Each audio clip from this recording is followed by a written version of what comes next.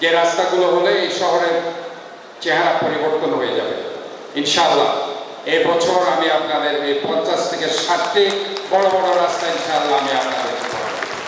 চসিক মেয়রের দায়িত্বে বছর পার করলেন বিএনপি নেতা ডাক্তার শাহাদাত। 6 নভেম্বর দুপুরে নগরী ইন্টারন্যাশনাল কনভেনশন হলে 1 বছর পূর্তি অনুষ্ঠান পালিত হয়।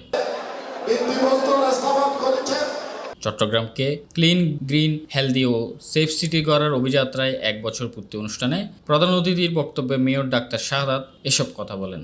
বাংলাদেশে প্রথমে চট্টগ্রামে আমরা আবর্জনা থেকে বায়োগ্যাস উৎপাদনের কোরিয়ান একটা কোম্পানির সাথে ফিজিবিলিটি স্টাডি শুরু করে দিয়েছে হালি শহরে। হয়তোবা 2 মাস 3 মাস পরে এটাও বিনামূল্যে ইনশাআল্লাহ আমরা করে দেব।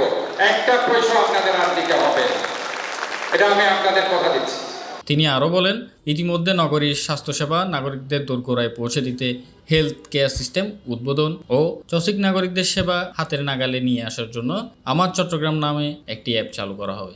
বারবার বলেছি জলাবদ্ধতার ব্যাপারে ইনশাআল্লাহ সমস্ত সার্ভিস ওরিয়েন্টেড অর্গানাইজেশনের প্রধানগণ এখানে আছেন, সবাইকে নিয়ে আমরা সমন্বিত প্রচেষ্টার মধ্যে ইনশাআল্লাহ চট্টগ্রামবাসীর গত 30 বছরের যে সমস্যা সেটা আমি 100% 90% বলবো না, আমি বলবো 50 থেকে 60% ইনশাআল্লাহ আমরা কমিয়ে দিতে সমর্থ হয়েছি।